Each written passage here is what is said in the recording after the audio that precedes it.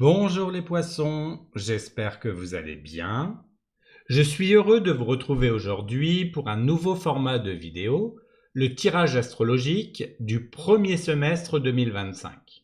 Pour ceux qui ne connaissent pas encore ce tirage, il s'agit d'un format qui combine l'astrologie et le tarot.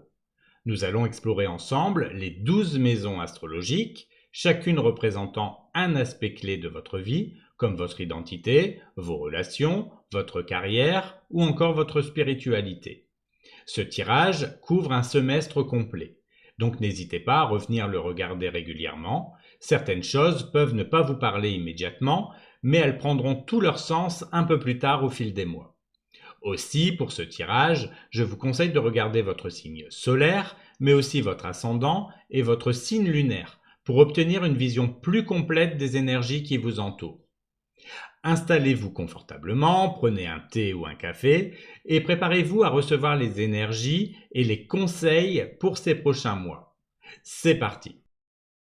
Pour la maison 1, nous avons l'impératrice. La première maison reflète votre identité et la manière dont vous vous présentez au monde. C'est votre moi extérieur et votre approche générale face aux opportunités et défis. Avec l'impératrice dans cette maison, ce début d'année vous invite à investir dans votre épanouissement personnel et à rayonner d'authenticité. Vous dégagez une énergie magnétique qui attire les bonnes personnes et opportunités dans votre vie. Prenez soin de vous, aussi bien sur le plan physique qu'émotionnel, car votre bien-être influencera votre confiance en vous et votre impact sur les autres. Par exemple, accordez-vous du temps pour des pratiques d'auto-soin, explorez de nouvelles façons d'exprimer votre créativité ou entamez un projet qui vous inspire profondément. L'impératrice vous encourage à reconnaître votre valeur et à utiliser vos talents pour poser les bases d'un futur aligné avec vos aspirations. Veillez toutefois à ne pas vous disperser. Concentrez vos efforts sur ce qui nourrit vraiment votre croissance. Pour la maison 2, nous avons l'empereur. La deuxième maison parle de vos ressources, de vos finances et de votre sécurité matérielle. Elle reflète aussi votre perception de la valeur, qu'elle soit matérielle ou personnelle. Avec l'empereur dans cette maison, ce début d'année vous invite à structurer et organiser vos finances avec discipline. C'est une période idéale pour établir des bases solides dans votre gestion financière et renforcer votre sécurité matérielle.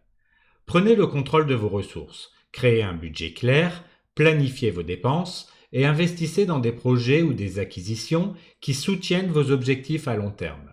Par exemple, vous pourriez décider d'épargner pour un projet important ou de vous concentrer sur des achats durables et réfléchis. Cette carte vous rappelle que le succès financier découle de la responsabilité et de la stabilité. Agissez avec détermination et autorité pour construire une sécurité matérielle qui vous soutienne sur le long terme. Pour la maison 3, nous avons la Lune. La troisième maison concerne la communication, les relations proches avec votre entourage, ainsi que l'apprentissage. Elle explore comment vous interagissez avec le monde qui vous entoure. Avec la Lune dans cette maison, ce début d'année peut être marqué par des malentendus ou des zones de flou dans vos échanges. Les émotions pourraient jouer un rôle important dans vos interactions avec vos proches, comme vos frères et sœurs, amis ou collègues. Prenez le temps d'approfondir vos conversations et d'examiner les informations qui vous parviennent. Tout n'est peut-être pas aussi clair qu'il n'y paraît. Par exemple, avant de tirer des conclusions ou de prendre des décisions importantes, assurez-vous d'avoir tous les faits et évitez de vous fier à des rumeurs ou des suppositions. La Lune vous encourage aussi à faire confiance à votre intuition dans vos relations, tout en restant ancré dans la réalité. Si des doutes ou des incertitudes surgissent, laissez le temps d'éclaircir la situation plutôt que de forcer des réponses immédiates. Pour la maison 4, nous avons la force. La quatrième maison est celle du foyer, des racines et de la sécurité émotionnelle. Elle reflète votre vie domestique, vos relations familiales et votre besoin de stabilité intérieure. Avec la force dans cette maison, ce début d'année vous invite à aborder votre vie familiale et votre environnement domestique avec patience et courage. Si des tensions ou des défis émergent dans votre foyer, cette carte vous encourage à gérer les situations avec douceur et maîtrise de soi plutôt que par la confrontation directe. Par exemple, si des conflits persistent, prenez le temps de comprendre les émotions en jeu, tant les vôtres que celles des autres. Utilisez votre calme et votre empathie pour apaiser les tensions et renforcer les liens. C'est également une période propice pour investir dans votre stabilité émotionnelle. Créez un espace de vie qui reflète votre sérénité intérieure et travaillez sur des pratiques qui renforcent votre ancrage, comme la méditation ou la réflexion profonde. Pour la maison 5, nous avons le pendu. La cinquième maison représente votre créativité, vos amours, vos passions et vos relations avec les enfants. Elle reflète également votre capacité à vous épanouir à travers vos projets et à trouver du plaisir dans la vie. Avec le pendu dans cette maison, ce début d'année vous invite à adopter une nouvelle perspective dans vos relations amoureuses et vos projets créatifs. Si vous ressentez une stagnation ou un blocage, c'est une occasion de ralentir et de réfléchir profondément à ce qui vous passionne vraiment. En amour, vous pourriez être amené à revoir vos attentes ou à prendre du recul pour mieux comprendre vos désirs et ceux de votre partenaire. Par exemple, si une relation ne progresse pas comme prévu, laissez les choses évoluer naturellement plutôt que d'essayer de forcer le changement. Sur le plan créatif, cette carte vous encourage à explorer des idées ou des approches nouvelles. Acceptez de lâcher prise sur des anciens schémas qui ne fonctionnent plus, même si cela demande un certain sacrifice ou une pause temporaire dans votre élan. Pour la maison 6, nous avons la tempérance. La sixième maison concerne votre quotidien, votre travail, votre santé. Elle reflète votre capacité à équilibrer vos responsabilités et votre bien-être dans votre routine quotidienne. Avec la tempérance dans cette maison, ce début d'année vous invite à trouver un équilibre harmonieux dans votre vie quotidienne. Adoptez une approche modérée et réfléchie pour gérer votre travail et votre santé. Si vous vous sentez surmené ou déséquilibré, prenez le temps d'ajuster vos routines. Introduisez des pauses régulières dans votre emploi du temps, veillez à une alimentation saine ou intégrez des pratiques comme le yoga ou la méditation pour maintenir votre énergie. Au travail, privilégiez la collaboration et l'écoute. Par exemple, recherchez des compromis avec vos collègues ou équilibrez vos efforts pour éviter l'épuisement. Cette période vous rappelle que la patience et la modération sont essentielles pour bâtir un style de vie durable et harmonieux. Pour la maison 7, nous avons le monde. La septième maison concerne vos relations importantes, les partenariats amoureux, les collaborations professionnelles et les engagements. Elle reflète l'équilibre, la réussite et la complétude dans vos interactions avec les autres. Avec le monde dans cette maison, ce début d'année marque une période d'accomplissement et d'épanouissement dans vos relations. Si vous êtes en couple, vous pourriez atteindre une étape importante, comme un engagement profond ou un projet commun qui se réalise. Dans le domaine professionnel, vos partenariats pourraient aboutir à des réussites significatives, comme la conclusion d'un contrat ou la reconnaissance de vos efforts. Par exemple, une collaboration fructueuse ou un partenariat équilibré pourrait ouvrir la voie de nouvelles opportunités.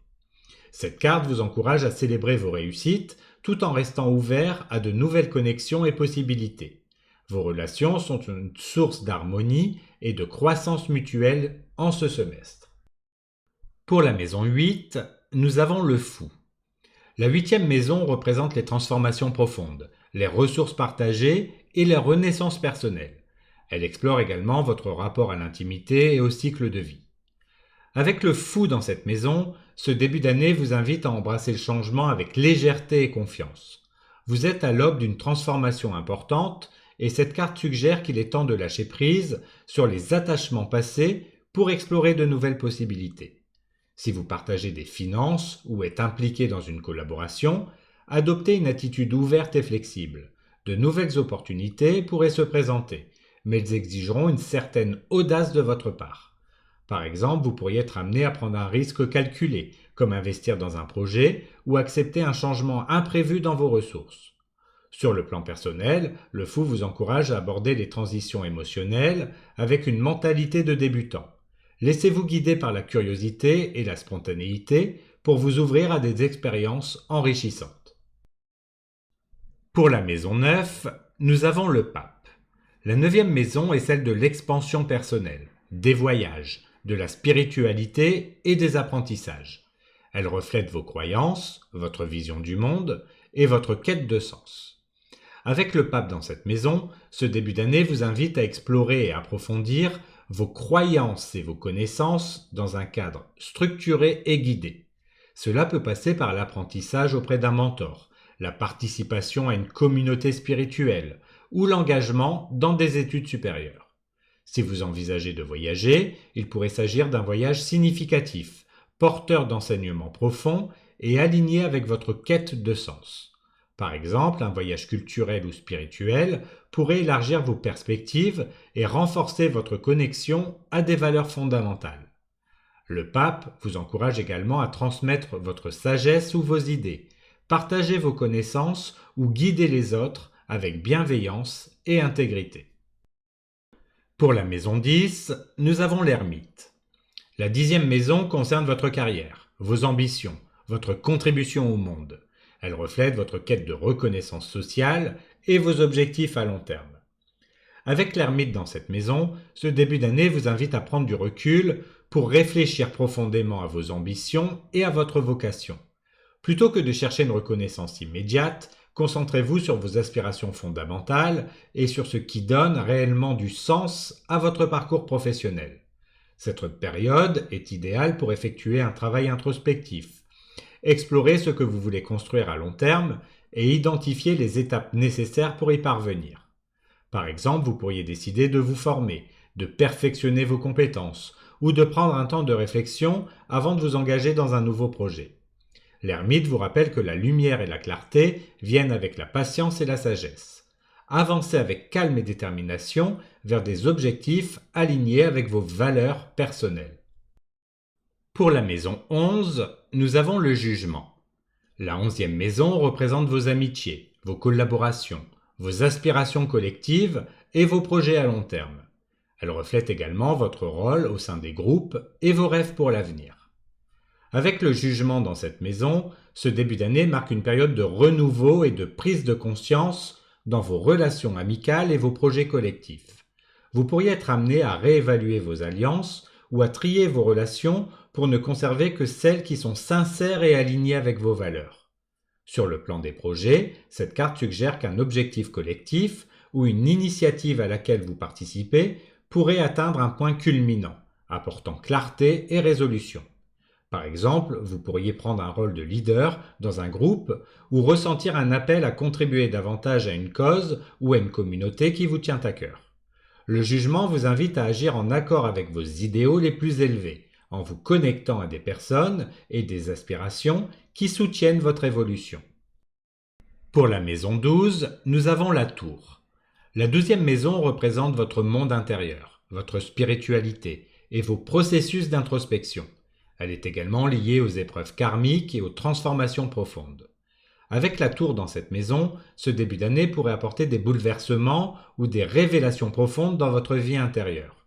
Vous pourriez être confronté à des croyances, des peurs ou des schémas anciens qui ne vous servent plus et qui demandent à être déconstruits pour laisser place à une transformation authentique. Cette période vous invite à embrasser ces changements, aussi inconfortables soient-ils, car ils vous permettront de vous libérer de limitations intérieures. Par exemple, un événement ou une prise de conscience pourrait vous amener à repenser votre spiritualité ou à abandonner des illusions pour vous reconnecter à une vérité profonde. La tour vous rappelle que la destruction des structures obsolètes est nécessaire pour reconstruire sur des bases plus solides. Accueillez ce processus comme une opportunité de croissance spirituelle et de renouveau. Voilà, c'est la fin de ce premier tirage astrologique pour le premier semestre 2025. J'espère qu'il vous apportera la clarté nécessaire pour passer au mieux ce semestre. Consultez-le plusieurs fois si nécessaire. Merci pour votre écoute. Prenez soin de vous et à bientôt pour une nouvelle